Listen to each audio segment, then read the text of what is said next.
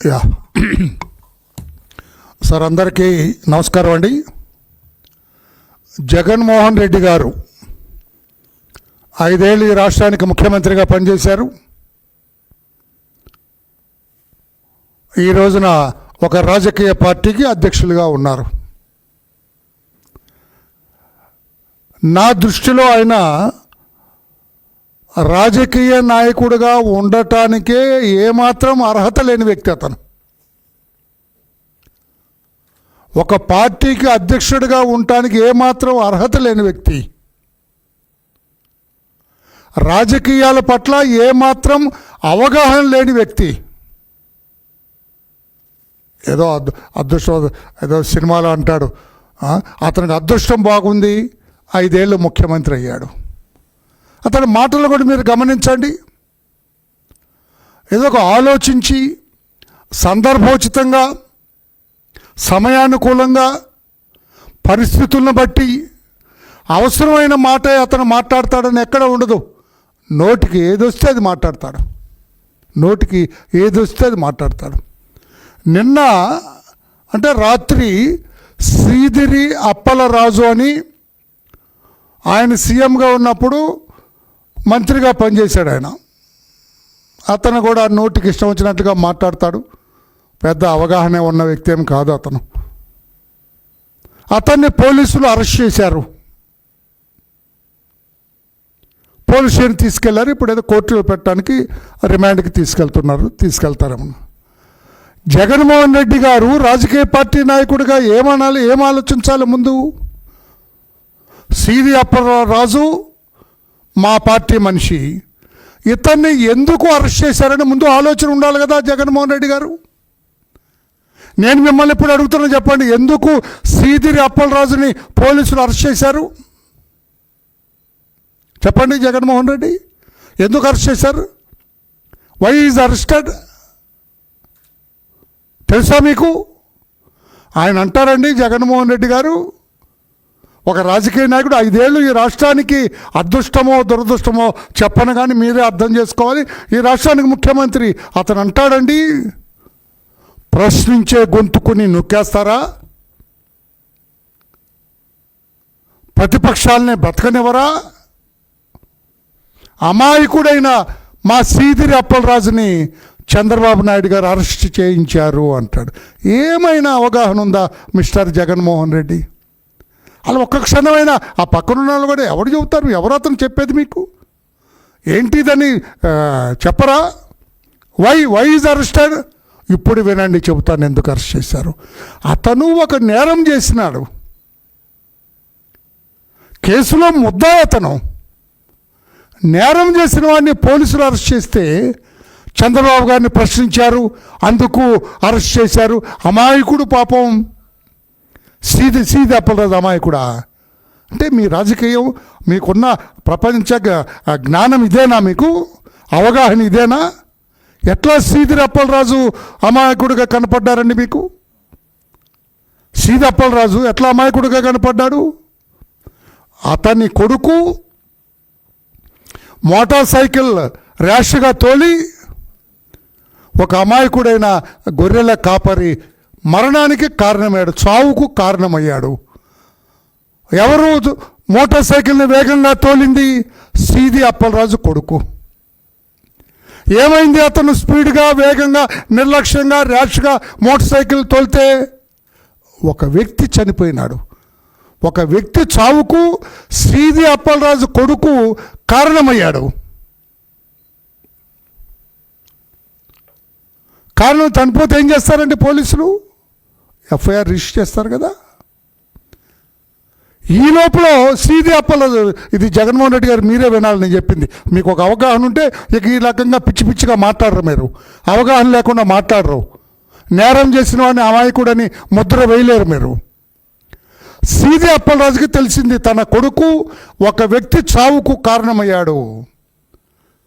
తన కొడుకు ర్యాష్గా motor cycle తోలి ఒక మరణానికి కారణమయ్యాడు. ఒక అమాయక జీవుని చంపేశాడు ఇతని ర్యాష్ డ్రైవింగ్ వల్ల, ఇతని నిర్లక్ష్యపు డ్రైవింగ్ వల్ల అని తెలిసి అప్పటికప్పుడు ఆ మోటార్ సైకిల్ ఓనర్ ఇతంది కాదు మోటార్ సైకిల్ ఓనర్ కూడా ఇతని కొడుక్కి స్నేహితుడే. అతన్ని పిలిచి ఇంకా ఆ కుర్రాడు తాలూకు పెద్ద మనుషులను పిలిచి ఇక్కడ మాయ, మత్స్యేంద్ర, మోసం, కుట్ర ఏమని, అరే మంత్రి కొడుకు మా అబ్బాయి, వాడు కేసుకెళ్తే వాడి భవిష్యత్తు నాశనం అయిపోతుంది, వాడి స్థానంలో నీవు మోటార్ సైకిల్ తోలినట్టు నువ్వు అతన్ని గుద్దటం వల్ల అతను చనిపోయినట్టుగా నువ్వే ఒప్పుకో పోలీసుల ముందని అతనికి ఎంతో పెద్ద అమౌంట్ ఏదో ఆశ చూపించి అతనితోటి పోలీస్ స్టేషన్లో చెప్పించారు, రిపోర్ట్ ఇప్పించారు పోలీస్ స్టేషన్లో. నేను మోటార్ సైకిల్ తోలాను, దురదృష్టవశాత్తు అతనికి తగిలింది, చనిపోయాడని అతనితో, మోటార్ సైకిల్ తోలని వాడితో, ర్యాష్ డ్రైవింగ్ చేయని వాడితో, ఆ మరణానికి, ఆ దానయ్యన అతని మరణానికి కారణం కాని వాడితోటి పోలీస్ స్టేషన్లో రిపోర్ట్ ఇప్పించిన ఘనపాఠి మీ సీదిరి అప్పలరాజు. నేను అడుగుతున్నా మిస్టర్ జగన్, అమాయకుడా, ఎంత దుర్మార్గుడండి. తన కొడుకుని కాపాడటం కోసం వేరే వాళ్ళ కొడుకుని బలి చేయడానికి సిద్ధపడ్డాడు. తన కొడుకు జైలుకు పోకుండా ఉండటం కోసం ఇంకొకళ్ళ కొడుకుని, ఆ బ్రాహ్మణి అంట అతను కుర్రాడు పాపం, ఆ బ్రాహ్మణ కుర్రాడిని జైలుకు పంపడానికి సిద్ధపడి కుట్ర పన్ని మాయ చేసి ఇటు పోలీసుల్ని మాయ చేశాడు, చట్టాన్ని మాయ చేశాడు, సాక్ష్యాలన్నీ లేకుండా చేశాడు. అసలు ముద్దాయిని రక్షించి అసలు ముద్దాయిని పక్కకు పెట్టి నకిలీ ముద్దాయిని, దొంగ ముద్దాయిని, దొంగ నేరస్తుని తీసుకొచ్చి ఇక్కడ పెట్టాడు పోలీస్ స్టేషన్లో, పోలీసుల ముందు పెట్టాడు.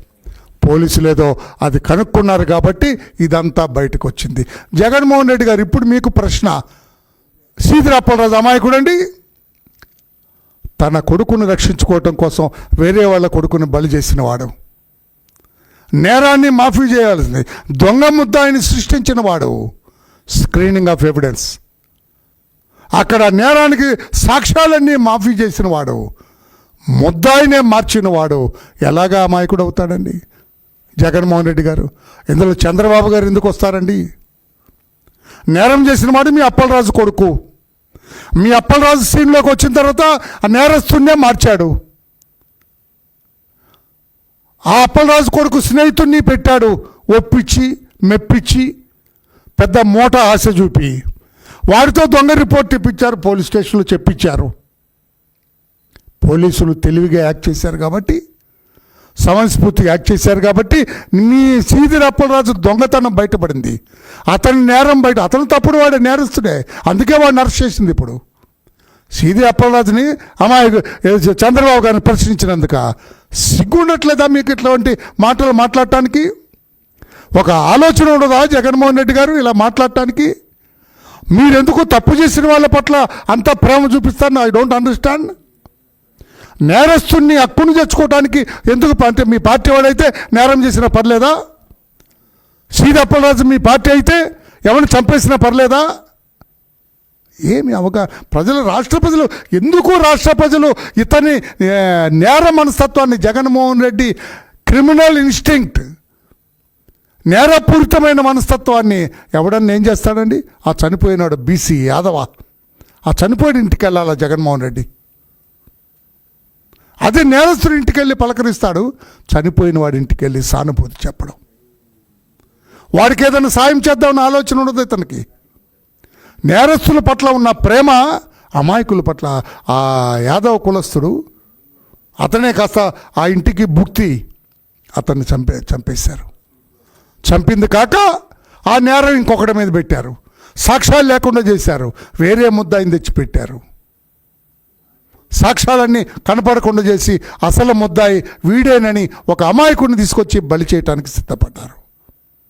ఇప్పుడు అర్థమైందా జగన్మోహన్ రెడ్డి గారు? మా చంద్రబాబు గారు ఎందుకు లైన్లోకి వచ్చారా నీకు? చంద్రబాబు గారిని ప్రశ్నించాడట, ప్రశ్నించే గొంతు చంద్రబాబు గారిని నొక్కారంట. ఇందులో చంద్రబాబు గారు ఏంటి, వీడి గొంతు ఏంటి, ఆయన నొక్కటం ఏంటి? మాట్లాడేటప్పుడు ఆలోచన కనుక్కోండి సార్, తెలివైన వాడిని పెట్టుకోండి ఒక పిఏగా. ఏ ఆశయం పద్ధతి ఆ పాత వాళ్ళే ఎవరైతే నీకు 11 సీట్లకు పరిమితం చేశారో ఆ బ్యాచ్ తోటి తిరుగుతావా? ఏమైంది ఇప్పుడు? వరలరామయ్య ఇప్పుడు నీ మొత్తం విడిచి అవతల పడేశారు కదా నిన్ను. చర్మం ఒలిచినంత పని చేశాడు కదా. నా ప్రెస్ విన్న వాళ్ళందరూ ఏమనుకుంటా, జగన్మోహన్ రెడ్డి అమాయకుడా, ఇంత అవగాహన లేనివాడా, ఇంత ఆలోచన లేదా? వాడు దొంగ కదా Seediri Appalaraju.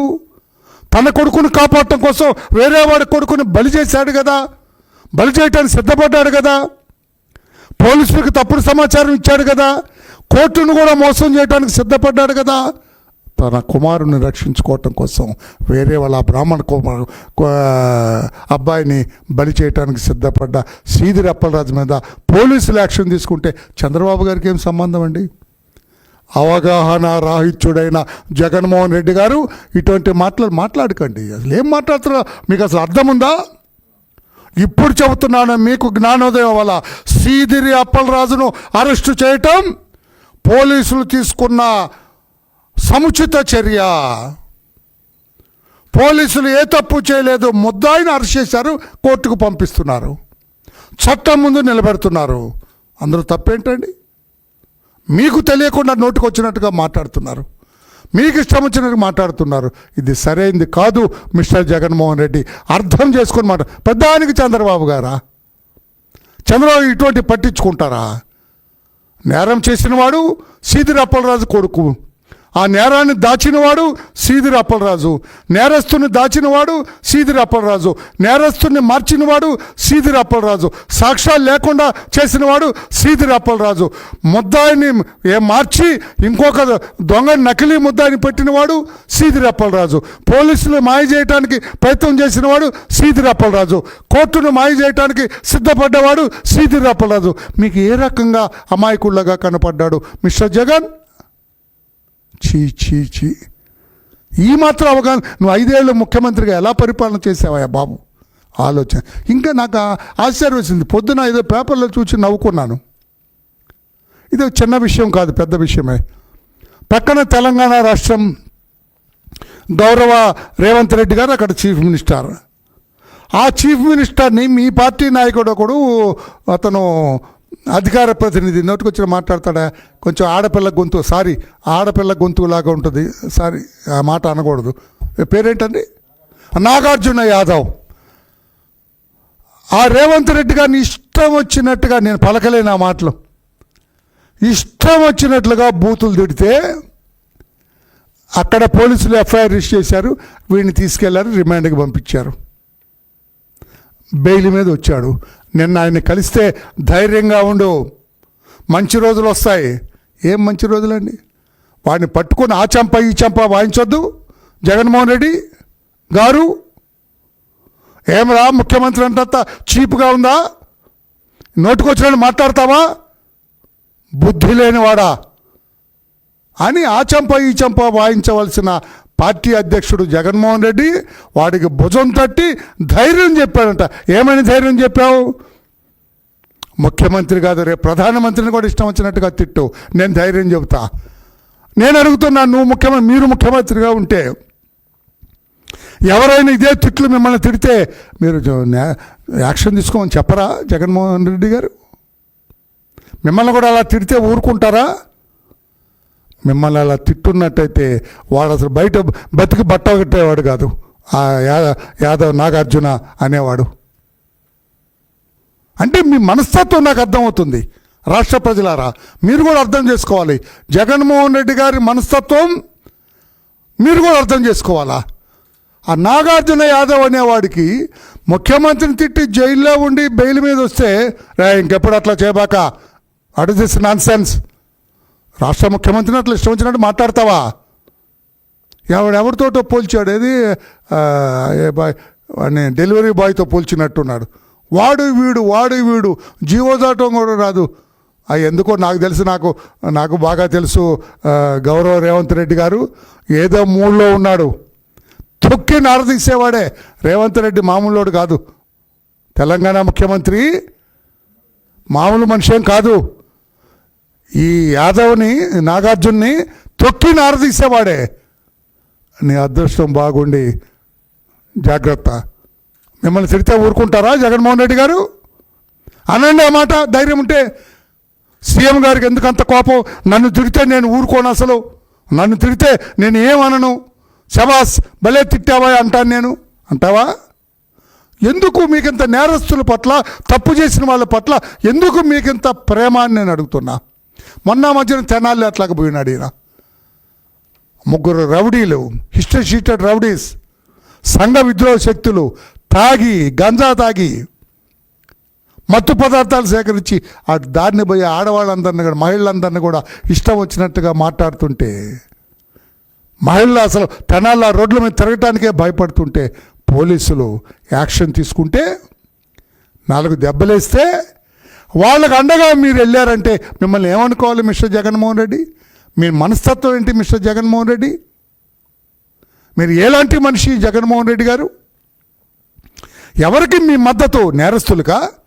whom you are supporting as a president of a political party, as a former chief minister of the state, as a legislator, మీరు ఎవరికి మద్దతు ఇస్తారండి? నేరస్తుడికా? సమాజంలో ఉండే సామాన్య పౌరుడికా? మహిళలకా? సంఘ విద్రోహ శక్తులకా? ఎవరికి మద్దతు ఇస్తారు జగన్మోహన్ రెడ్డి గారు? అంటే మీ పరిస్థితులను బట్టి, మీ యాక్షన్స్ని బట్టి చూస్తే నేరస్తుల పట్ల మీరు మొగ్గు చూపుతున్నారు, నేరస్తుల పట్ల మీరు ఇంట్రెస్ట్ చూపిస్తున్నారు, నేరస్తులకి మీరు మద్దతు తెలుపుతున్నారు తప్పితే సామాన్యుడికి మద్దతు తెలపట్లేదు. ఇది జగన్మోహన్ రెడ్డి గారి మనస్తత్వం. These are the actions of respected mister Jaganmohan Reddy కదా. ఇటువంటి వ్యక్తి అవసరమా? మొన్న శ్రీధర్ అప్పలరాజు ధైర్యంగా ఉండు, కొద్ది రోజులు ఓపిక పట్టు, మనమే వస్తాం. ఇటు నుంచి వస్తావబ్బా? నీకు ఎలా అనిపిస్తుందబ్బా? ఏ మూలన నీకు వస్తున్నావని అనిపిస్తుందబ్బా? ఏ యాంగిల్లో మరలా నువ్వు వస్తున్నావని అనిపిస్తుంది బాబు? ఆంధ్రప్రదేశ్ రాష్ట్ర ప్రజలందరికీ మీ వ్యవహార శైలి తెలిసిపోయింది. అంతకుముందు ఒక్క ఛాన్స్ అంటే మోసపోయినారు ఆంధ్రప్రదేశ్ రాష్ట్ర ప్రజలు. అర్థమైంది మీ 5 ఏళ్ల పరిపాలన. ఈ 2 ఏళ్లుగా ప్రతిపక్షంలో ఉండి ఓడిపోయి మీరు వ్యవహరించిన తీరు అర్థమైంది. మరలా కొరివితో తలగొక్కోటానికి రాష్ట్ర ప్రజలు సిద్ధంగా లేరు. మీకు అధికారం అనేది మిథ్య, అధికారం అనేది కళ మాత్రమే అని చెప్పి కూడా తెలియచేస్తూ, ఇటువంటి పనులు సరిగా ఆలోచించి మీరు మాట్లాడండి, చట్టాలు తెలుసుకొని మాట్లాడండి, వాస్తవాలు తెలుసుకొని మాట్లాడండి. అరే, ఒక పార్టీ అధ్యక్షుడు నోట్లోంచి మాట వస్తే it should be A valuable talk. అరే, చాలా వాల్యుబుల్గా విలువైన మాటలు మాట్లాడతారా జగన్మోహన్ రెడ్డి గారు అనుకోవాలి. కానీ శ్రీధర్ అప్పలరాజు అమాయకుడు అంటే బాబు, పైగా యాక్సిడెంట్ చేసి చంపితే ఆ కుర్రాడు వాడు బాలుడు అంట. అయితే బాలుడు చంపొచ్చామండి, మీరు చట్టాలు మారుస్తారా? బాలుడిని చంపొచ్చా? ఎటువంటి ఇష్టం వచ్చినట్టుగా మాట్లాడుతున్నారు. సరైనది కాదు జగన్మోహన్ రెడ్డి గారు అని తెలియజేస్తూ, శ్రీధరి అప్పలరాజు అరెస్ట్ సమంజసమే, సముచితమే. He deserves it. నేరం చేశాడు, తప్పు చేశాడు, పోలీసులు కేసు రిజిస్టర్ చేశారు, అరెస్ట్ చేశారు, చట్టబద్ధంగా యాక్షన్ తీసుకుంటున్నారు. జగన్మోహన్ రెడ్డి అవగాహన లేకుండా నోటికి వచ్చినట్లుగా చంద్రబాబు గారిని ప్రశ్నిస్తే గొంతు నొక్కారు, అరెస్ట్ చేశారు, తప్పుడు కేసు పెట్టారంటే తప్పుడు కేసు కాదు, ఆ కేసు సమంజసమే, పోలీసులు చేసింది చట్టబద్ధమని చెప్పి తెలియజేస్తున్నా. ఇటువంటి అసమంజస మాటలతోటి మీరు చంద్రబాబు నాయుడు గారిని ఇందులోకి తీసుకురావటం తప్పు మిస్టర్ జగన్మోహన్ రెడ్డి అని చెప్పి తెలియజేస్తున్నాం. Thank you everybody. Any questions on this? You are at liberty to ask me any? Then thank you.